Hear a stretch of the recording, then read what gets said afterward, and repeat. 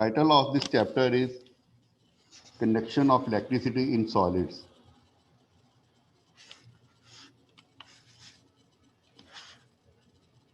So conduction required certain conditions of the materials in all of it is not possible in all conditions.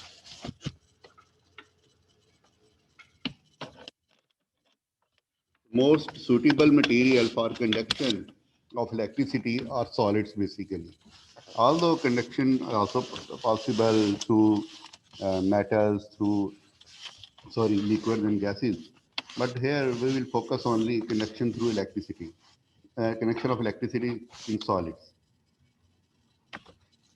So with respect to conduction, there are main three categories of the material. One is insulators, then semiconductors, and then conductors. The conductors mostly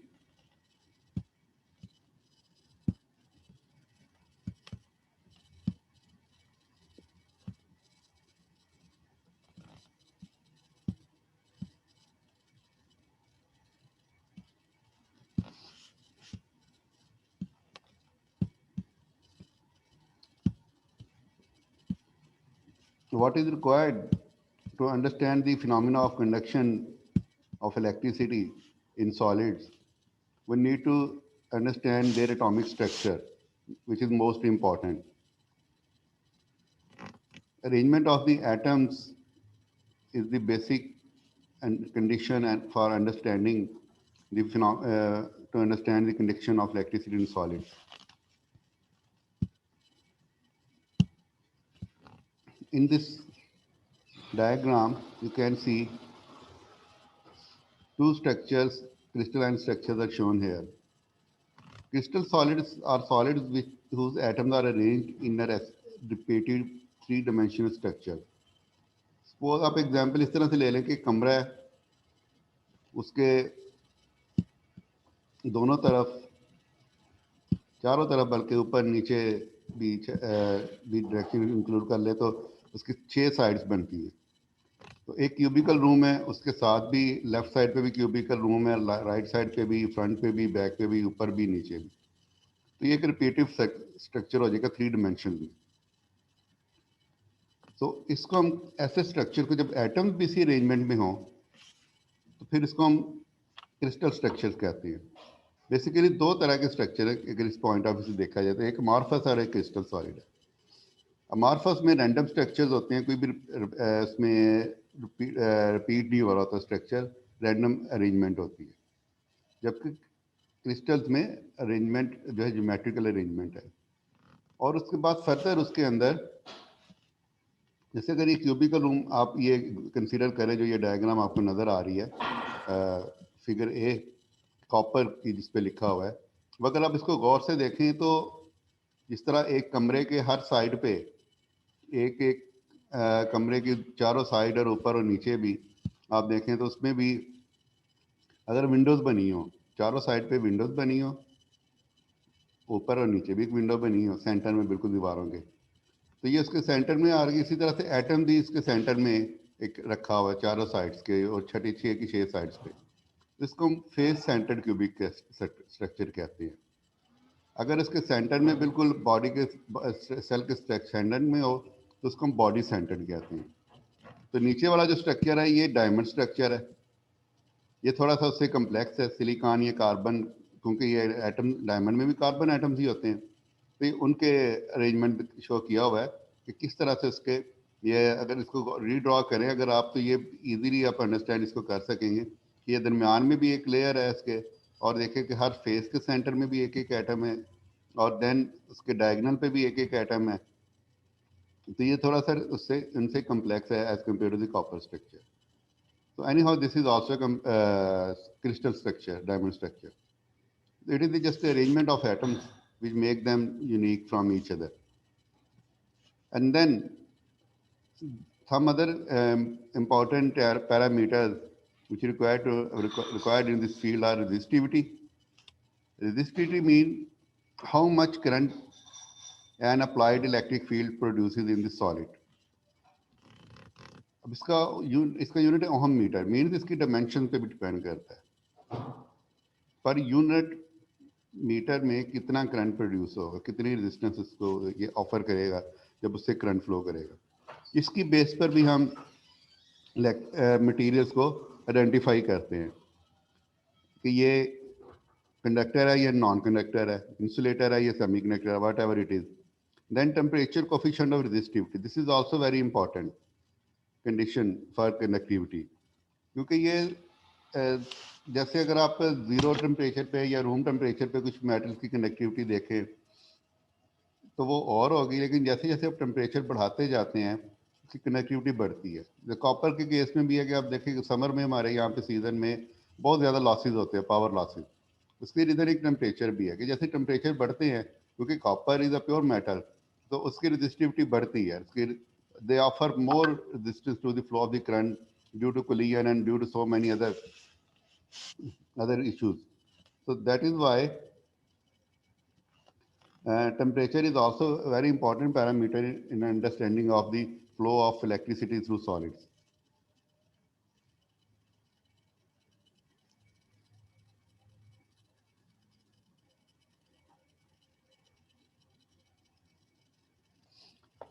So कुछ लेकिन सब cases में ऐसा नहीं है कि temperature बढ़ने से उनकी रेजिस्टेंस बढ़ती भी हो, कुछ की कम भी होती है, कुछ की कनेक्टिविटी बढ़ती भी है। तो ये हम आगे जाके देखेंगे कि इस तरह कैसे पॉसिबल है हर मटेरियल में।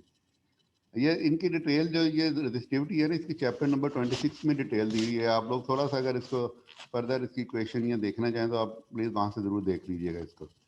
एंड देन टेम्परेचर कोफिशिएंट और then number density of charge carrier, हाँ ये भी बहुत इंपॉर्टेंट पैरामीटर है कि कैसे नंबर डेंसिटी पे डिपेंड करता है।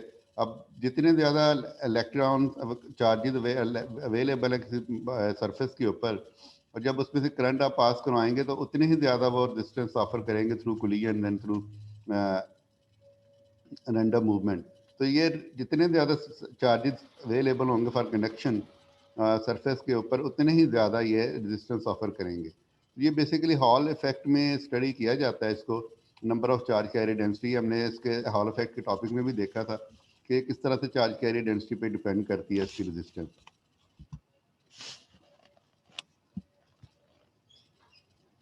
तो ये समराइज किया हुआ हमने ये एक टेबल में तीनों प्रॉपर्टीज कॉपर और सिलिकॉन के कंपैरिजन करके। अब आप देखेंगे रेजिस्टिविटी उसकी बढ़ रही है कॉपर की, कैसे दोनों केसेस में कितनी कंपेयर करें रेजिस्टिविटी का कॉपर की और सेमी कंडक्टर की। इसमें अभी टेम्परेचर की कंडीशन नहीं है दी कि किस कंडीशन पे है, 2 × 10⁻⁻10 ओम मीटर, और सिलिकॉन की देखिए उसी कंडीशन में कितनी है उसकी कनेक्टिविटी इस टाइम पे इस कंडीशन में। इसी तरह से टेम्परेचर कोफिशिएंट रेजिस्टिविटी देखें उनका 4 × 10⁻³ प्लस में है। ये मीन्स के इसका टेम्परेचर कोफिशिएंट बहुत ज़्यादा होने का मतलब, प्लस में होने का मीनिंग ये है कि it will offer more resistance to the in the connection of electricity as compared to silicon. Silicon में रिवर्स है, -70 है, -70 10⁻³ इसी तरह से number density of charge carriers भी बहुत ज़्यादा डिफरेंस है दोनों में। तो ये आपको क्या शो रहा है, क्लियरली 2 कैटेगरीज नज़र आ रही है मटेरियल्स की। Silicon is entirely different in category than the copper. तो क्या डिफरेंस है दोनों में, ये आगे इसकी थोड़ी इलेक्ट्रॉनिक कॉन्फ़िगरेशन अंडरस्टैंड करनी पड़ेगी। अब आपको ये इक्वेशन कॉन्फ़िगरेशन याद होगी, 1s2 2s2 2p6 3s2 3p6 3d10 4s1, ये कॉपर की इलेक्ट्रॉनिक कॉन्फ़िगरेशन लेवल दिए हुए हैं। अब देखें आपके ये फर्स्ट सेल 1s में 2, देन 2s2 में 2, 2p6 3 6, ये आगे उन्होंने इसको एलेबोरेट भी किया हुआ है इसी तरह से। अब पॉलिक सोल्यूशन प्रिंसिपल भी आपको याद होना चाहिए कि पॉलिक सोल्यूशन प्रिंसिपल हमें क्या बताता है इसके बारे में, एनर्जी इलेक्ट्रॉन अरेंजमेंट के बारे में। According to electron Pauli exclusion principle, localize energy state split to accommodate all electrons. क्योंकि अब देखेंगे ड्यू टू ये this is not possible for all the electrons to reside in the same energy level, क्योंकि उनकी quantum states different होनी चाहिए, उनकी spin different होगी तो देन वो पॉसिबल है। इट मीन्स कि सेम में एनर्जी लेवल में पॉसिबल नहीं, तो ये स्प्लिट हो जाते हैं, तो जिसको हम फिर बैंड कहते हैं। अब देखें जैसे क्योंकि 1s and 2s are very much close to the nuclear. Their band is very narrow. Gap exists between next excitation state to the between them. So there is a gap, energy gap. Means there will be no electron cannot reside in this gap. It requires certain amount of energy to jump from one state to another state. Then again there is a gap. अब क्योंकि 2 3p 6 की आ रहा है तो then देखिए उसका band ज़्यादा नहीं, more number of electrons required in this case. तो आगे आउटर मोस्ट शेल में वैलेंस शेल के बाद जो गैप है वो काफ़ी ज़्यादा है. तो ये इसकी ये रीजन ये क्या बता रहा है कि जैसे जैसे आप आउटर मोस्ट शेल की तरफ जा रहे हैं, एनर्जी रिक्वायर्ड है to jump from one band to another band in order to make the move.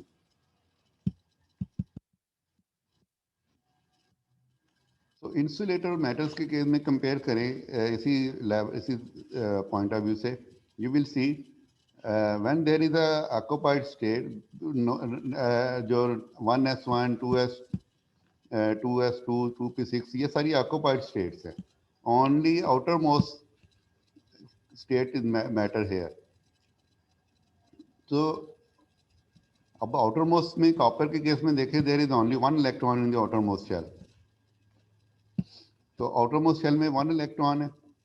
It means this is a partially filled. So its electron if you is readily available, easily available to move from one state to another state. If there are no unoccupied higher energy states thus close to the topmost electron, no current can flow. अगर उसके unoccupied space ही कोई नहीं है तो then this is not possible for electrons to, is not easy to remove it from its occupied states. Then there is a complete shell. So in matter, the electron in the highest occupied band can readily jump to higher unoccupied levels.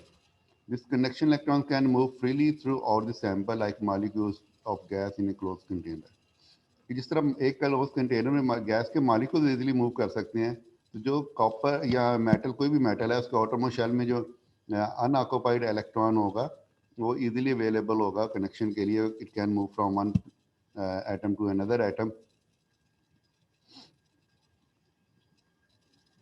तो how many connection electrons are there, ये एक छोटा सा formula drive किया हुआ है कि किस तरह ये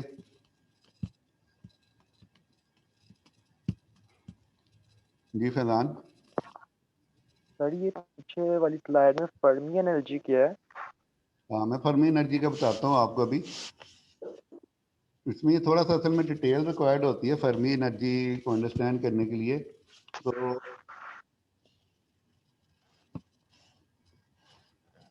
बाकी कुछ टीचर्स ने तो इसकी काफ़ी डिटेल में इसके बारे में बताया है, लेकिन अब क्योंकि हमारे पास टाइम शॉर्ट है तो इसलिए मैं इसकी डिटेल में नहीं जा सकता.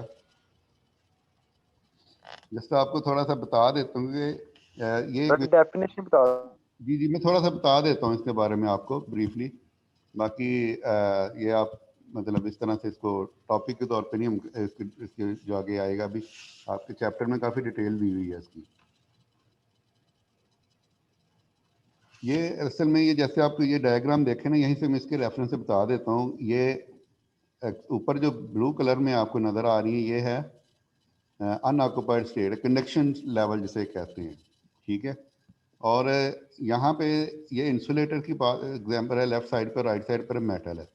अब मेटल में क्योंकि ये जो आउटर मोस्ट शेल था ये पार्शली फील्ड था. ठीक है. ये देखें कि जस्ट एक या दो या तीन इलेक्ट्रॉन होंगे. So with in that level भी उसको एक स्पेस अवेलेबल है. ठीक है. तो ये जो एनर्जी है between the highest and lowest occupied single particle state, ठीक है, इसको हम फर्मी एनर्जी कहते हैं बेसिकली. तो जो with in the same energy state exist करती है, रिक्वायर्ड होती है इसको मूव करवाने के लिए. अब ये तो जैसे ये भी कंडीशन आपको नज़र आ रही है कि अनऑक्युपाइड स्टेट ऊपर एग्जिस्ट कर रही है, तो इसी तरह से इसके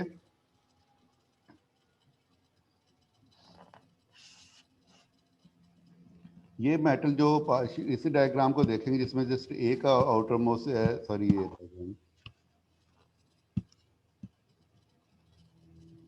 ये एक शेल है, तो इसी को ही उन्होंने आपको ये पार्शियली फिल दिखाया हुआ है. तो ये जो एनर्जी उसको रिकॉर्डिंग ये फर्मी एनर्जी की अमाउंट मैग्नीट्यूड जो होती है एक्साइटेशन एनर्जी से कम होती है, ठीक है। एटम उसमें इस केस में जब इतनी मैग्नीट्यूड के इक्वल एनर्जी प्रोवाइड की जाए तो स्टेट को छोड़ता नहीं है, ठीक है, with in the same state, लेकिन उसकी एनर्जी वाइब्रेशन उसकी इंक्रीज कर जाती है, ठीक है। ये थोड़ा सा मैं इसके बारे में अभी फिलहाल इतना ही अब डिस्कस करते हैं इसको। तो ओके ये number of conduction electron in sample कैसे डिटरमिन करने है कि ये फार्मूला यहाँ से भी ड्राइव किया हुआ है उन्होंने, number of atom in sample, number of valence electrons पर एटम, ठीक है। एक एटम के अंदर जैसे कॉपर की एग्जांपल ले लें तो कॉपर के अंदर कितने नंबर ऑफ एटम्स हैं, number of atom in sample, ये भी डिटरमिन किया जाए कि सैंपल आपके पास कॉपर का स्ट्रिप है ये किसी भी तरह से, तो उसके अंदर कितने एटम होंगे, ये डिफरेंट मेथड से डिटरमिन किया जाता है। Then number of valence electron per atom, valence electron का है कि कितने, कहीं पे एक है, किसी में दो है, किसी में सिलिकॉन के केस में चार है। तो number of connection electron in sample और सैंपल वॉल्यूम, ये एक्चुअल फार्मूला है। तो ये एवोगाड्रो नंबर वगैरह भी यूज़ करके इसकी केमिस्ट्री में भी आपने पढ़ा होगा एवोगाड्रो नंबर का कंसेप्ट। तो ये उसके मेथड से आप number of atom in sample determine कर सकते हैं। ये इसलिए इम्पॉर्टेंट है डिटरमिन करना कि आपको इससे उसकी कंडक्शन का और चार्ज कैरियर कंसंट्रेशन का आइडिया होगा। तो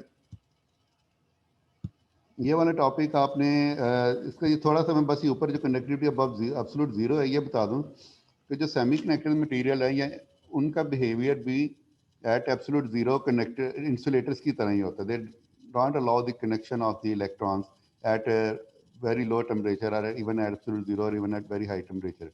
However, कुछ some of the materials can allow the conductivity even at room temperature. तो जैसे जैसे टेम्परेचर बढ़ेगा उनकी इलेक्ट्रॉन्स की एनर्जी बढ़ेगी और उससे टेम्परेचर एनर्जी बढ़ने से उनकी कंडक्टिविटी इंक्रीज होगी। तो ये टॉपिक जो बुक के अंदर काफ़ी डिटेल में है, लेकिन आप लोगों ने ये स्किप कर देना या ऑक्यूपेंसी प्रोबेबिलिटी ये भी नहीं करेंगे आप, ठीक है। मैं आपको इनके इस चैप्टर के नंबर आर्टिकल नंबर सेंड कर दूंगा जो आप लोगों ने करने में, इसका भी वही यहाँ पे कर रहा हूँ डिटेल में। बाकी जो है ना ये देखिए फर्मी एनर्जी की कैलकुलेशन है, लेकिन ये मैं अभी नहीं आप लोगों के सिलेबस में इंक्लूड कर रहा। तो जस्ट हम डायरेक्ट सेमी कंडक्टर्स पे आएंगे कि सेमी कंडक्टर्स मटीरियल की प्रॉपर्टीज़ आपको पता है कि देर इनकी प्रॉपर्टीज जो है इन बिटवीन है इंसुलेटर्स और कंडक्टर्स के, इसलिए इनको सेमी कंडक्टर कहते हैं कि neither they are completely conductor neither they are completely insulator. So they have properties like conductivity, resistivity, in between both the types, extreme types means insulators and conductors. लेकिन इनको conductor इसलिए भी conductor की semi, इसको semi insulator क्यों नहीं कहते, why semi conductor, because they can be converted into conductor by changing some their conditions. एक कंडीशन ये है कि आप number density of carriers change कर दें उनके, या उनका टेम्परेचर इंक्रीज कर दें, ठीक है, रेजिस्टिविटी उसकी चेंज हो जाएगी। तो ये तीनों जो पैरामीटर थे, number density of carriers, resistivity and temperature coefficient, these are all very important for study of the semiconductor. अब वो एनर्जी जो हम बात कर रहे थे पिछले टॉपिक में कि जो एनर्जी कंडक्शन के लिए रिक्वायर्ड है ये बैंड को कवर करने के लिए, उसको हम बैंड गैप कहते हैं। बैंड गैप की भी एक पैरामीटर है इंसुलेटर्स को और सेमीकंडक्टर्स को डिफरेंशिएट करने का, कि जैसे सिलिकॉन है 1.1 इलेक्ट्रॉन वोल्ट रिक्वायर्ड है, जर्मीनियम है उसकी 0.7 इलेक्ट्रॉन वोल्ट है बैंड गैप उसका, और कुछ मटेरियल्स का जैसे डायमंड की बात कर रहे हैं तो उसका 5.5 इलेक्ट्रॉन वोल्ट है। अब कंपेयर करें आप सिलिकॉन और देन कंपेयर करें आप इसका डायमंड का 5.5, तो 5.5 means very high energy required to conduct the diamond electron, diamond atoms, to excite the diamond atoms. तो अब सिलिकॉन क्या है, आप जर्मीनियम इवन देखें, जर्मीनियम तो इवन आईआर रेडिएशन से भी ये एक्साइट हो सकता है, इसलिए ये जर्मीनियम जो है ये इसमें यूज़ होता है हमारे डिटेक्टर्स में, आईआर सेंसर्स में। फिर सिलिकॉन है, अब सिलिकॉन विजिबल लाइट के लिए ज़्यादातर ये रेंज सूटेबल है इसके बैंड गैप की, इसलिए ये सोलर पैनल्स सारे के सारे सिलिकॉन के बने होते हैं। तो जैसे जैसे बैंड गैप बढ़ता जाएगा फिर हम हमारे एनर्जी की रिक्वायरमेंट बढ़ती जाएगी कि कितनी ही ज़्यादा एनर्जी रिक्वायर्ड होगी इसको यूज़ करने के लिए, इनको एटम्स को कनेक्ट करवाने के लिए सेमीकंडक्टर्स के। तो number density of carriers thermal agitation excites some electrons at the top of the valence band, जिनका आप हीटिंग से भी ये कनेक्शन करवा सकते हैं। फिर देन रेजिस्टिविटी और देन टेम्परेचर, ये कोरिलेटेड है एक दूसरे से। इसका नेक्स्ट देखें कि ये डायग्राम सिलिकॉन की एग्जांपल दी हुई है यहाँ पे। ये एग्जांपल देखें, आपने शायद पहले ये देखी होगी, dope semiconductor. Dope semiconductor means, अब इसके आउटर मोस्ट शेल में कितने एटम है सिलिकॉन के, ये देखें 4 electrons exist outmost in outermost shell of the pure silicon.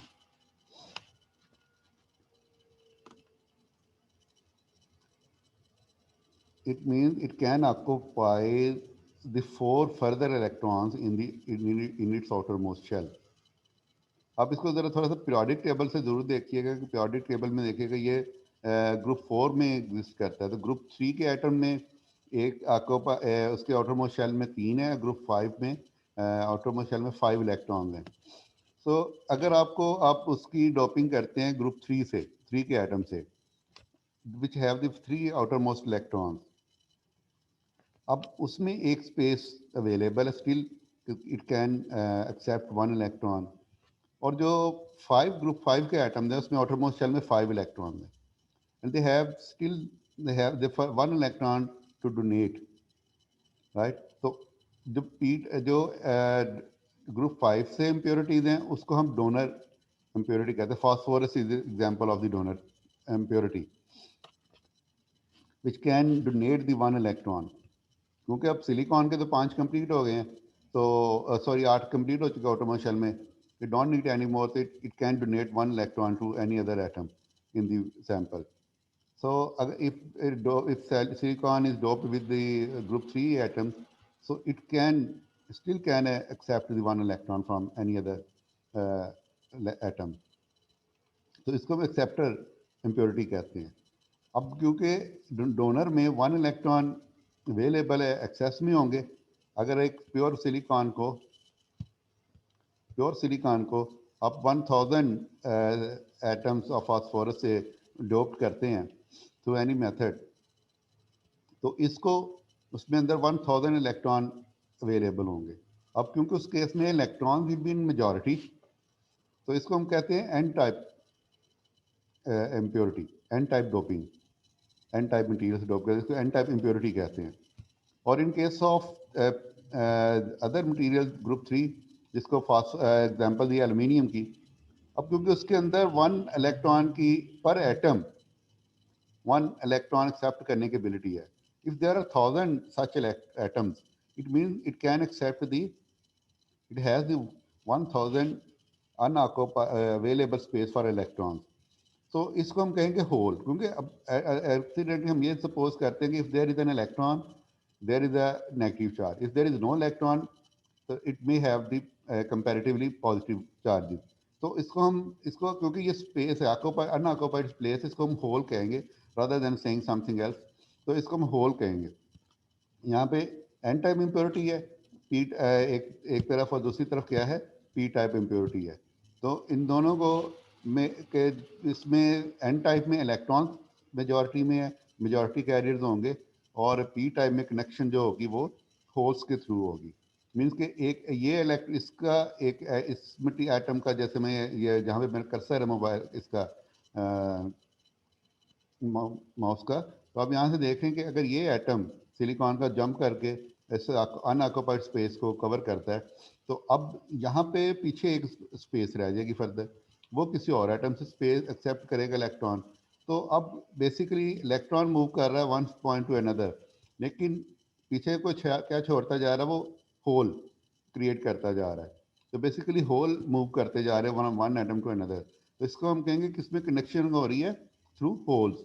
और पी टाइप में क्या, एन टाइप में क्या हो रहा है कि इलेक्ट्रॉन, क्योंकि ये एक्स्ट्रा इलेक्ट्रॉन है, ये इस एटम के पास आएगा, ये इसको दूसरे के पास भेजेगा, तीसरे से, तो नाउ इलेक्ट्रॉन्स आर मूविंग। तो इसको हम कहेंगे कि एन टाइप इलेक्ट्रॉन के थ्रू कनेक्शन हो रही है एन टाइप और पी टाइप में।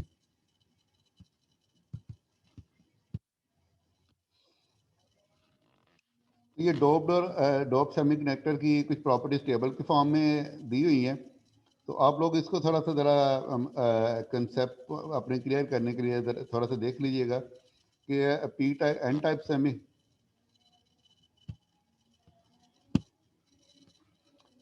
जब एन टाइप सेमी मटेरियल में क्या होता है, पी टाइप में क्या होता है। दोनों केसेस में ऑलमोस्ट जब पी टाइप जो डोपिंग है ये ग्रुप 3 की डोपिंग होती है और एन टाइप जो ग्रुप 5 की डोपिंग है। तो मेजॉरिटी कैरियर्स इलेक्ट्रॉन्स हैं एन टाइप में और पी टाइप में होल्स हैं। ये सारी बेसिकली समराइज किया हुआ इसको। डोपेंट 5 हैं, इसमें 3 इलेक्ट्रॉन्स हैं। तो ये आप और overall charge, remember one thing कि चार्ज जो है एन टाइप के ऊपर पी टाइप के ऊपर न्यूट्रल ही होता है, क्योंकि और ये कोई हमने इसकी आयोनाइजेशन नहीं करवाई इसमें, और ऐसा कुछ नहीं कि electron out of the atom चला गया, तो ये विद इन द सैंपल ही रहता है, तो इसलिए overall number of atoms same रहते हैं even due to the doping. तो ये डायग्राम भी यही एक्सप्लेन कर रही है एन टाइप और पी टाइप के केस में क्या होता है। तो ये जब अब आएंगे हम इसकी तरफ कंबाइन केस में, इस तरह से कि अगर समहाउ आप ऐसा करते हैं कि एक ही सिलिकॉन सैंपल है, उसकी एक साइड पे आप पी टाइप डोपिंग इंजेक्ट करते हैं, दूसरी साइड पे एन टाइप डोपिंग इंजेक्ट करते हैं, तो half of the sample is now n type and half of the is p type.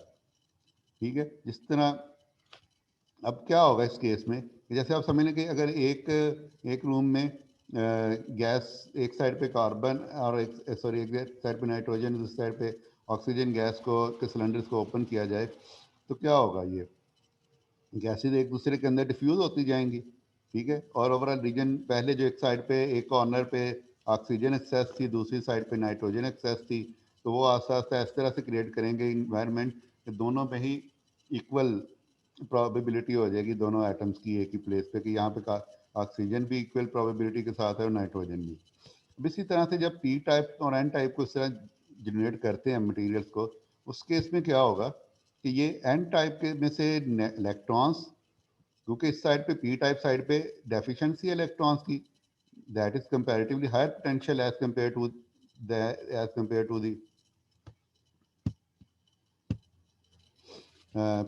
n type side. So due to the potential difference, electrons through n type material have the tendency to move towards p type side. तो ये उसमें से जहाँ पे ये दरमियान उसके diffuse कर जाएंगे, उसमें डिफ्यूजन का प्रोसेस होगा, ये इलेक्ट्रॉन पी टाइप साइड पे पेनिट्रेट करेंगे। अब क्या होगा कि जब पी टाइप साइड पे ये पेनिट्रेट कर रहे हैं इनटू डिफ्यूजन के थ्रू, तो पीछे बैग अपने वो पॉजिटिव चार्जेस रिलीज करते जा रहे हैं, यानी होल्स जनरेट करते जा रहे हैं। अब एक layer up to certain limit उनकी डिफ्यूजन होगी। अब जैसे डिफ्यूजन हो जाएगी तो अब क्योंकि एक लेयर उनकी डेवलप नेगेटिव चार्जेस की साइड पे हो चुकी है, मैं एक सेकंड ये थोड़ा सा तो वो पॉइंटर भी ऑन कर लो। तो अब ये फर्दर इलेक्ट्रॉन की diffusion from n type side जो है उसको अपोज करेगी।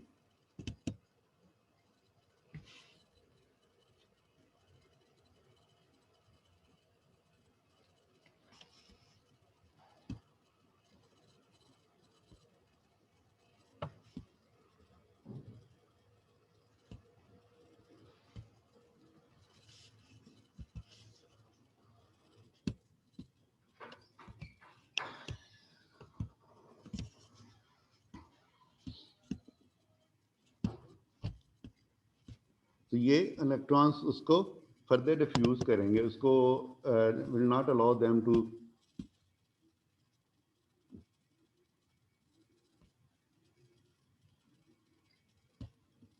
Sorry just a minute sir ये कर दीजिएगा सर, ये प्रेजेंटेशन, सॉरी ये लेक्चर सेंड कर दीजिएगा सर। हाँ मैं कर देता हूँ मैं। और सर ये सर ये इसका और सिलेबस ज्यादा नहीं होगी फाइनल का, जी मिड्स का और फाइनल का सर सिलेबस ज्यादा, सर वो जरा कम कर दें प्लीज। अच्छा, नहीं मैं इसका जो टॉपिक यहाँ पे डिस्कस कर रही हूँ सारे टॉपिक इंक्लूडेड नहीं है, मैं आपको फाइनल बता दूंगा इसमें से, ठीक है। बस हमें कुछ बैकग्राउंड जी नॉलेज जी भी रिक्वायर्ड होते हैं, तो मैं आपको इंशाल्लाह ये एक डिटेल में सेंड करता हूँ शॉर्ट फॉर्म में इसकी, ठीक है। जी जी। इस तो पहले आपने चेक कराया ना सर, वो बहुत ज्यादा है सर। अच्छा, तो सर नहीं बाकी सब्जेक्ट्स का भी करना है तो नहीं नहीं, ठीक है, मैं इंशाल्लाह आपको टेंशन नहीं लेने में इसका कर दूंगा आपको थोड़ा सा, ठीक है। सर बाद में जज़ाकल्लाह सर। ठीक है, ओके। अच्छा, तो ये मैं अब इसका टाइम कम है इस सॉरी मीटिंग का, तो ये मैं ये कंप्लीट करना चाहता हूँ कि ये जो अब रीजन जनरेट हो जाएगा, अब इसमें से फर्दर इलेक्ट्रॉन्स का flow towards an type side stop हो जाएगा। जैसे ये देखें कि विद दी, जैसे जब दोनों का इंटरेक्शन होगा तो ये कॉन्टैक्ट इलेक्ट्रॉन जैसे जैसे इस तरह पेनिट्रेट करते जा रहे हैं, so after few second few times अब क्या हो रहा है कि इसमें ये further diffusion of electron from n type into p type stop हो जाएगा, ठीक है। अब पी टाइप में भी तो कुछ ना कुछ इलेक्ट्रॉन जरूर होते हैं ड्यू टू सम इम्प्योरिटी और वट एवर अदर रीजन। इसी तरह से एन टाइप पे भी कुछ ना कुछ होल्स जरूर प्रोड्यूस हो जाते हैं। तो अब जो स्टार्ट में प्रोसेस हो रहा है वो है current due to majority carriers, ठीक है। इसको डिफ्यूज करंट भी कहते हैं क्योंकि this is produced as a process of diffusion. So after this then process जो हो रहा है वो हो रहा है होल्स की वजह से। अब ये जो प्रोसेस क्रिएट हो गया है कि जिसने अब फर्दर इलेक्ट्रॉन्स का प्रोसेस नहीं मूव करने दिया उसने इलेक्ट्रॉन्स को और होल्ड को from p side into n side, तो ये इस रीजन को हम कहते हैं डिप्लीशन रीजन या डिप्लीशन जोन भी कहते हैं। ये फर्दर इलेक्ट्रॉन्स को पोटेंशियल बैरियर भी कहते हैं क्योंकि अब now this region is work as a battery कि इसकी एक साइड पॉजिटिव है नेगेटिव है और दूसरी साइड इसकी पॉजिटिव है, क्योंकि पॉजिटिव चार्जेज है एन टाइप साइड पे और नेगेटिव चार्जेज है पी टाइप साइड पे। तो this current is known as the diffusion current, I difference के नाम से इसको शो किया हुआ यहाँ पे। These two regions form a depletion zone और इसको इसमें मेजॉरिटी कैरियर्स कौन से हैं, जैसे करंट किस वजह से फ्लो कर रहा है ड्यू टू मेजॉरिटी कैरियर इसमें से करेगा। अब जो माइनॉरिटी कैरियर्स हैं उनका भी कुछ ना कुछ इसमें रोल प्ले करते हैं वो भी। और मिनॉरिटी पी टाइप साइड पे मिनॉरिटी कैरियर्स कौन से हैं, इलेक्ट्रॉन्स हैं। एन टाइप साइड पे मिनॉरिटी कैरियर्स होल्स हैं। अब जो ये जो एन ये चार्जेस हैं, अब इस साइड पे जो भी इलेक्ट्रॉन एग्जिस्ट कर रहे हैं बेशक जितनी भी लो अमाउंट में हैं, दे will be repelled by this negatively charge electrons, ठीक है। It will make the move opposite in opposite direction. इसी तरह से जो होल्स इस साइड पे ये पॉजिटिव चार्जेस हैं, ये they will be repelled by the holes and they will have the tendency to move in the opposite direction than this potential difference. तो ये करंट जो माइनॉरिटी कैरियर्स की वजह से आल्दो बहुत स्मॉल अमाउंट ऑफ करंट है, तो इसको हम ड्रिफ्ट करंट कहते हैं, ठीक है। दोनों अपोजिट डायरेक्शन में होते हैं और ये जो पोटेंशियल डिफरेंस जनरेट करते हैं इसको हम पोटेंशियल बैरियर कहते हैं। This potential barrier is required for the electrons to move through them. अब जैसे जैसे हम पोटेंशियल बैरियर बैटरी थ्रू उसमें अप्लाई करते हैं तो -2 -1 0 से ऊपर जाते हैं, तो आफ्टर फ्यू ये जो इसमें आ रहा है इस केस में पॉइंट सिलिकॉन के केस में ये 0.7 electron volt potential difference volts का रिक्वायर्ड होता है। जर्मीनियम के केस में 0.3 का होता है, ठीक है। हम मोस्टली जर्मीनियम और सिलिकॉन ही की एग्जांपल कंसीडर डिस्कस करते हैं इसकी थ्योरी में, लेकिन यहाँ पे ज़्यादातर हमने सिलिकॉन किया हुआ। अगर सिलिकॉन जर्मीनियम होगा तो उसका यहाँ बिल्कुल 0.3 के बाद जब ये पोटेंशियल डिफरेंस 0.7 से रीजन से क्रॉस कर जाता है then electrons can easily move from one point to another. तो ये जो इसकी प्रॉपर्टी है सिलिकॉन पीएन जंक्शन की, ये उसको रेक्टिफायर भी बनाती है। मीन्स कि ये अगर अपोजिट डायरेक्शन में आपने इसके साथ बैटरी कनेक्ट की है तो ये जो सिंबल शो हो रहा है आपको इसकी, ये जो इसके अंदर ये जो लाइन है ये एन टाइप साइड और जो दूसरा ट्रायंगल नज़र आ रही है, ये पी टाइप साइड है। ये जो पी टाइप साइड है ये इसको बैटरी के पॉजिटिव टर्मिनल से अगर कनेक्ट किया आपने और एन टाइप साइड को नेगेटिव टर्मिनल से कनेक्ट किया तो इसको हम कहते हैं फॉरवर्ड बाइस। ठीक है, तो आफ्टर 0.7 इलेक्ट्रॉन वोल्ट ये उसको कनेक्ट करने देगा, जिस तरह ये आपको ग्राफ में नज़र आ रहा है। ठीक है, लेकिन अगर रिवर्स में लगाएंगे तो ये उसके फर्दर उसको स्टॉप करेगा। अब ये बैटरी उसको